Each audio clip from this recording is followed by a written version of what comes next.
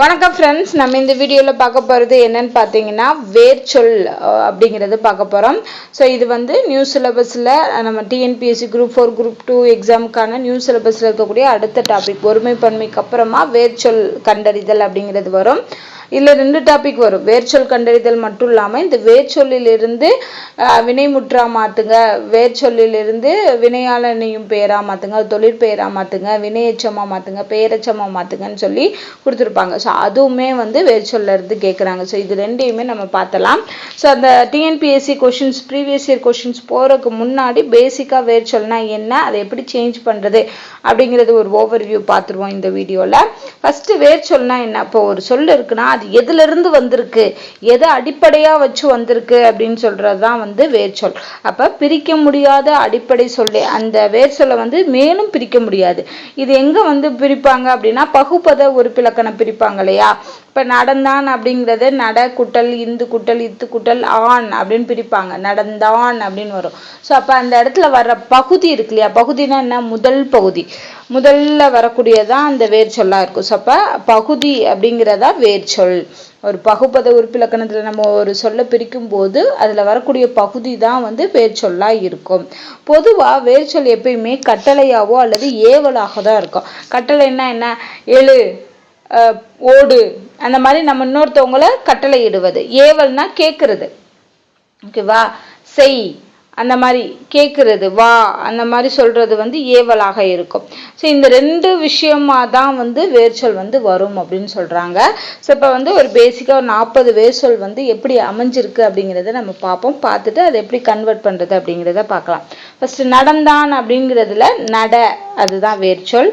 படித்தான்னா படி, வைத்தான்னா வை, போயினான் அப்படின்னா போ, தின்றான் அப்படின்னா தின், பார்த்தான் பார், கேட்டான்னா கேள், கேட்டு அப்படின்னு எழுதக்கூடாது, கேள் அப்படின்னு எழுதணும்.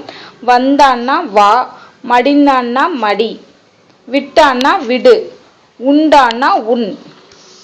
அடுத்து அக்கினான் அப்படின்னா அக்கு, தேய்த்தான் தேய், சென்றான் செல், வாழ்ந்தான் வாழ், நகுதல் அப்படின்னா நகு, தள்ளுங்கிறது தொழிற்பெயர் விகுதி. ஸோ அதை விகுதி எடுத்துட்டோம்னா நகு தான் வரும். நவின்றான் நவிழ், மொழிந்தாள் மொழி, வெட்டினார் வெட்டு, இட இட அப்படிங்கிறது வந்து அதுக்கும் ஒரு வேர்ச்சொல் இருக்கு, இடு. நல்லா ஞாபகம் வச்சுக்கோங்க, இடனா இடு. அடுத்து வந்து பார்த்தோம்னா வென்றான் அப்படின்னா வெல், தோற்றான் நோற்றான்னா நொல், ஓகேவா? ஸோ இது இரு வருது பார்த்தீங்களா, இரு வர்ற இடத்துல எல்லாமே, இரு ரா வர்ற இடத்துல எல்லாமே அது அந்த வேர்ச்சொல் வந்து இல்லில் முடிஞ்சிருக்கு, ஓகேவா? ஸோ அப்போ அதை நீங்கள் ஞாபகம் வச்சுக்கோங்க. ஸோ இப்போ இரு வருது இல்லை ரா வருதுன்னா கண்டிப்பாக அந்த வேர்ச்சொல் வந்து இல்லில் தான் முடியும், அது இந்த இல்லில் தான் முடியும் அப்படின்னு ஞாபகம் வச்சுக்கோங்க. நோற்றான்னா நொல், விற்றான்னா வில். அதே மாதிரி இங்கே இருக்குது இல்லையா, இரட்டை கொம்பு வரக்கூடிய இந்த எழுத்து இங்கே வரும்போது வேர்ச்சொல்லா வரும்போது ஒற்றை கொம்பு, அதாவது குறிலா மாறிடுது. நெடிலா இருக்கக்கூடியது குறிலா மாறுது. ஸோ அதையும் ஞாபகம் வச்சுக்கோங்க. அதே மாதிரி ரா வருது அப்படின்னா இல்லில் முடியும், ஓகேவா? ஸோ வேரல்னா வெல், சேரல்னா செல். இது வந்து கொஞ்சம் வித்தியாசமாக இருக்குது, இது வரைக்கும் நம்ம பார்க்காததா இருக்குது. ஸோ இதை ஞாபகம் வச்சுக்கோங்க. கண்டான், நல்லா ஞாபகம் வச்சுக்கோங்க. இப்போ கண்ணன் அப்படின்னு வந்துச்சுன்னா அதோட வேர்ச்சொல் வந்து கண்ணுன்னு வரும். இங்கே கண்டான் அப்படின்னா பார்க்கறது சொல்லியிருக்காங்க. ஸோ அப்போ கான் அப்படின்னு வரணும். அடுத்து தொடங்குகிறதுக்கு தொடங்கு, சந்தித்தார்னா சந்தி, நொந்தான்னா நோ, செத்தான்னா சா, ஓகேவா? இறந்தார்னா இற, அரைந்தான்னா அரை, எல்லற்கனா எல், நீக்கியனா நீக்கு, உற்றுனா உரு. நல்லா ஞாபகம் வச்சுக்கோங்க, உற்ற அப்படின்னா உரு. கூவியபடி கூவி, கொட்டனா கொட்டு, கொட்டுறது, தலையில கொட்டுதல் அப்படின்னு சொல்றாங்களே அது. சந்தித்தான் சந்தி, கற்றவர் கல், கொண்டான்னா கொள், ஓகேவா? ஸோ இந்த இது வருது, கொண்டான்னா கொள். ஸோ இந்த 40மே வந்து முக்கியமான வேர்ச்சொற்கள். எப்படி வந்து ஒரு சொல்ல கொடுத்துட்டு அதுலேருந்து வேர் சொல் கேட்பாங்க அப்படிங்கிறது. இது டைரக்டாக எழுதுறது. அடுத்து நம்ம சொன்னோம் இல்லையா, மாற்றுறது. வேர் சொல்ல வச்சு வினைமுற்றா, வினைச்சமா, பெயரச்சமா, தொழிற்பெயரா, வினையாளனை பெயரா மாற்றுறது அப்படிங்கிறது வந்து எப்படின்னு பார்க்கலாம். இப்போ படிங்கிற வேர் சொல் கொடுத்துட்றாங்க. இதை வந்து எப்படி வினைமுற்றா மாற்றுறது, வினைச்சமா மாற்றுறது. ஃபர்ஸ்ட் வினைமுற்றுனா என்ன, அந்த செயல் வந்து அதோட முடிஞ்சிருச்சு, அதுக்கப்புறம் வேற எந்த ஒரு சொல்லுமே வராது அப்படிங்கிறது தான் வினைமுற்று. ஸோ இப்போ படினா படித்தான், அவ்வளோதான், அவன் வந்து முடிச்சான் அந்த வேலையை, அந்த வினை வந்து முற்று பெற்றது அப்படிங்கிறதுனால இது வினைமுற்று, படித்தான்.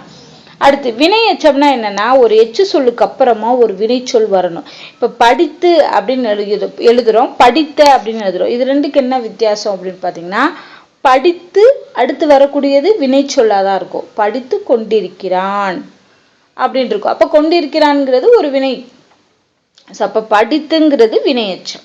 வினை சொல்ல முடியக்கூடிய எச்ச சொல் வந்து வினையச்சம். அதே இங்க பாருங்க, நம்ம அந்த வார்த்தையை சொல்லி பார்க்கணும். படித்த பெண் அப்படின்னு சொல்றோம். படித்த பெண், பெண்ணுங்கிறது ஒரு பெயர் சொல். அப்ப படித்தங்கிறது ஒரு எச்ச சொல். எச்ச சொல் வந்து பெயர் சொல்லி கொண்டு முடியும் போது அது பெயரச்சம். அப்ப படித்தன் வரும். அடுத்து தொழிற்பெயர். தொழிற்பெயருக்கு நார்மலா வந்து அள்ளுல முடிஞ்சாலே, தாயில் தள்ளுல முடிஞ்சாலே தொழிற்பெயர்னு சொல்லலாம். அப்ப படிக்கு படித்தல் வரணும். ஓகேவா? ஸோ இது மட்டும் தொழிற்பெயர் கிடையாது. அள்ளுல முடியும், அம்மு, ஐ, சி, பூ இந்த மாதிரியோட விகுதியில முடிகிறதும் தொழிற்பெயர் தான். படிப்பு அதுவும் தொழிற்பெயர் தான். ஓகேவா? ஸோ நார்மலா தொழிற்பெயர் வந்து தள்ளுல முடியும். இப்போ ஓடு அப்படின்னா ஓடுதல், பாடுனா பாடுதல், ஆடுனா ஆடுதல். ஓகேவா? ஸோ தள்ளுல முடிஞ்சாலே அது தொழிற்பெயர். தொழிற்பெயர் தள்ளுல மட்டும் முடியாது, அம், ஐ, சி, பூ இந்த விகுதியோடையும் முடியும். அதையும் ஞாபகம் வச்சுக்கோங்க. ஏன்னா சில நேரம் படித்தல் கொடுக்காம படிப்புன்னு கொடுத்தாலும் நமக்கு தெரியணும் அது தொழிற்பெயர் தான் அப்படின்னு. அடுத்து கடைசியில பாத்தீங்கன்னா வினையாளனையும் பெயர்.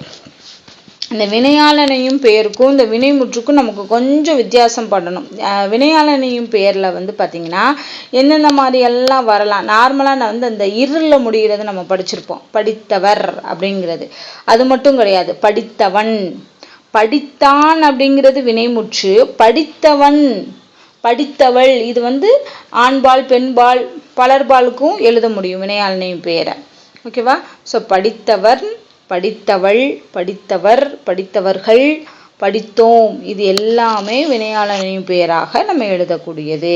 ஓகேவா? ஸோ இதில் எதுவும் மோஸ்ட்லி படித்தவர் தான் கொடுப்பாங்க, இரு வச்ச மாதிரி கொடுப்பாங்க. அது இல்லைன்னா இம் வச்ச மாதிரி படித்தோம். அதுவும் இல்லைன்னா படித்தவன், படித்தவள், படித்தவர்கள் இதெல்லாம் இருக்கா நம்ம செக் பண்ணிக்கலாம். ஸோ நல்லா ஞாபகம் வச்சுக்கோங்க, வினையாளனையும் பெயர் எப்படி வரும் அப்படிங்கிறத பார்த்துக்கோங்க. ஓகேவா? ஸோ இதே மாதிரி நட அப்படின்னு ஒரு வேர் சொல் இருக்குன்னா, நடந்தான். நடந்தான்னா என்னது? வினைமுற்று. நடந்து கொண்டிருக்கிறான், அப்ப இது வினையெச்சம். நடந்த மான் அப்படின்னு இருக்கு. ஓகேவா? ஸோ அப்படின்றத இது பெயரெச்சத்துல வரும். நடத்தல், தல் விகுதி வந்த தொழிற்பெயர். நடந்தோர், நடந்தவன், நடந்தவள், நடந்தோர்கள், நடந்தவர்கள். ஓகேவா? நடந்தோம் இதெல்லாம் வந்துச்சுனாலே வினையாளனையும் பெயர். ஸோ இந்த மாதிரி தான் நமக்கு ஒரு வேர் சொல்ல கொடுத்து அதை வந்து ஒவ்வொன்றா மாற்றி கேட்பாங்க. ஓகேவா? ஸோ நம்ம ப்ரீவியஸ் இயர் கொஷின் பார்க்கும்போது நமக்கு இது எல்லாமே எப்படி பண்ணுறது அப்படிங்கிறது நமக்கு நல்லா தெரியும். ஸோ இது வந்து பேசிக் தான். ஓகேவா? ஸோ இது எப்படி வேர் சொல்லா இருக்குது, இப்படி வேர் சொல்லா கண்டுபிடிக்கிறது நம்ம பார்த்தாலே மோஸ்ட்லி எல்லா வார்த்தையும் சொல்லி பார்த்தாலே அது எந்த சொல்லிலிருந்து வந்திருக்கு அப்படிங்கிறது நமக்கு தெரியும். ஸோ அப்போ கொஷின்ஸில் 4 ஆப்ஷனில் கரெக்டாக நம்ம பிக் பண்ணணும், அதுதான் மெயின். ஸோ அது எப்படிங்கிறத நம்ம அடுத்த வீடியோவில் பார்க்கலாம். ஸோ இந்த வீடியோ உங்களுக்கு பிடிச்சிருந்தா லைக் பண்ணுங்கள், ஷேர் பண்ணுங்கள், மறக்காமல் நம்ம சேனலை சப்ஸ்கிரைப் பண்ணுங்கள். நன்றி.